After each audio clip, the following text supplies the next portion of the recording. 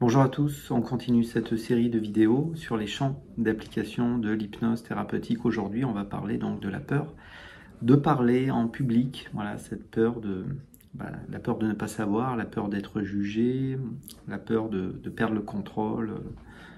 Et on ne pourrait peut-être pas confondre le fait, par exemple, de rater, la peur de rater un examen, la peur d'une prise de parole devant un jury, avec le fait, par exemple, de parler devant 300 personnes. C'est pas le même exercice.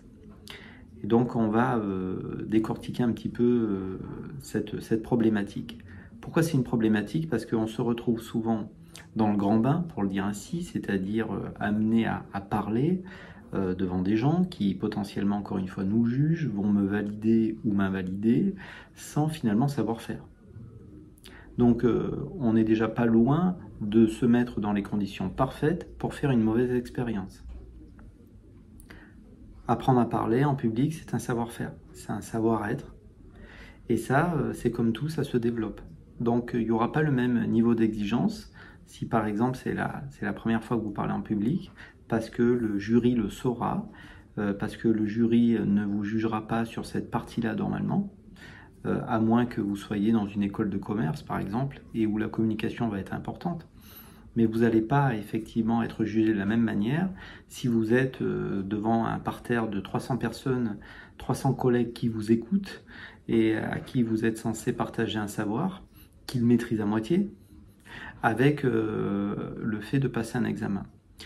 Donc déjà, on pourrait dire que cette peur, qui est toute naturelle, pour beaucoup d'entre nous, cette peur, encore une fois, de ne pas savoir, la peur d'avoir un trou, la peur d'être jugé, la peur de ne pas être à la hauteur, la peur, c'est une projection concernant le futur. Et si vous voulez, l'hypnose peut recréer de la sécurité en nous, dans notre esprit, pour le dire ainsi, dans notre manière aussi de voir le futur. Alors parfois, cette peur, cette projection concernant le futur, va correspondre à une mauvaise expérience. Vous avez peut-être une mauvaise expérience. Et c'est-à-dire vous avez peut-être vécu un moment difficile, une prise de parole où vous avez eu l'impression que ça ne s'était pas passé comme vous le souhaitiez. Donc durant effectivement une séance d'hypnose, eh bien, on va pouvoir décortiquer les émotions que l'on a ressenties. La problématique, c'est qu'on n'apprend malheureusement jamais aussi bien que quand on a vécu un choc ou un stress intense. Je donne parfois l'exemple d'Erika qui n'avait jamais eu le problème avec un vélo autrefois. Faire du vélo était même du plaisir pour elle. Elle a chuté, elle s'est lourdement brisé le genou. Qu'est-ce qui s'est passé ensuite? À chaque fois qu'elle veut remonter sur un vélo, elle a un blocage. Et plus ou moins consciemment, s'il y a une mauvaise expérience, eh bien vous risquez d'avoir cette peur, encore une fois, par anticipation. Donc en hypnose, on va pouvoir vraiment casser cet automatisme qui est basé sur, effectivement, un souvenir difficile. En hypnose, tout est plus simple, mais ça, on prendra le temps de le regarder. On peut aussi travailler et libérer les peurs autour de la désensibilisation oculaire. Je prendrai le temps de vous expliquer ça si vous voulez faire un rendez-vous.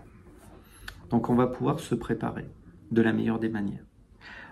Lors d'un rendez-vous aussi, eh bien, le thérapeute peut vous donner quelques tuyaux pour justement réussir et ne pas faire monter le niveau de stress inutilement. Par exemple, inutile de prévoir à l'avance des phrases toutes faites.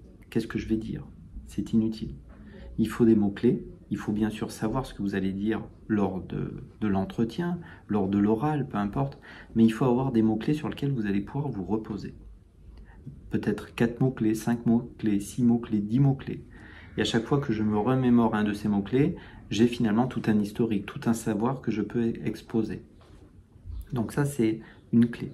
Une autre clé, si vous êtes dans un lieu que vous ne connaissez pas, avant de parler, prendre des points de repère dans la salle où je suis. C'est-à-dire voir finalement peut-être la sortie, qu'est-ce qu'il y a sur ma droite, qu'est-ce qu'il y a sur ma gauche. Pourquoi c'est important? Parce que souvent, il y a quelque chose qui manque cruellement aux gens qui veulent faire des prises de parole, c'est un manque d'enracinement, c'est un manque de présence à soi. C'est-à-dire que lorsque l'on n'est pas posé en soi, rapidement on va se perdre, potentiellement dans le regard de l'autre, dans finalement le niveau d'écoute de l'autre que vous ne maîtrisez pas. Donc ce qui est important, ce n'est pas tant finalement ce que vous allez pouvoir... ce qui est important, c'est ce que vous maîtrisez. Et ce que vous maîtrisez potentiellement, c'est vous. C'est-à-dire pouvoir revenir à soi. Ça aussi, ça s'apprend. C'est ce que je disais au début de cette vidéo, comme étant, on va dire, le fait de recréer de la sécurité en soi. Et c'est important ce qui se passe depuis 30 secondes, parce que cette vidéo est un moment spontané. Il y a 3 niveaux de communication.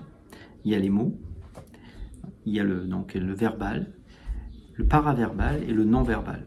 Le verbal est très peu écouté par l'autre.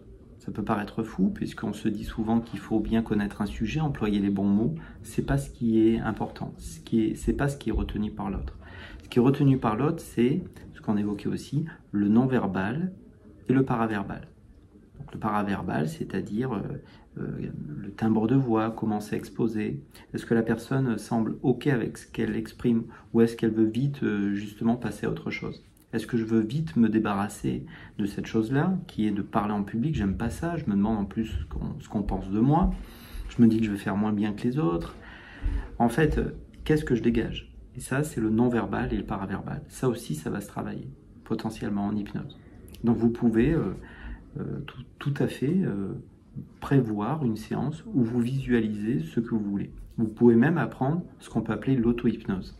L'auto-hypnose, c'est pas d'écouter des audios sur Internet, c'est quelque chose de trop général, des audios sur Internet, mais plutôt quelque chose d'individuel qui viendrait de vous. Donc l'auto-hypnose, c'est se mettre en hypnose soi-même.